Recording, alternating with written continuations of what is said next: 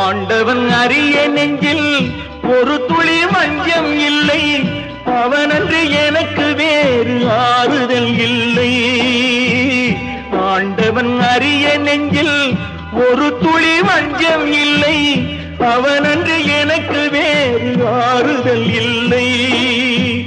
மனிதனம்மா மயங்குகிறேன், தவறுக்கு துணிந்த மனிதன் அழுவதில்லையே, தவறியும் வானம் மண்ணில் விழுவதில்லையே.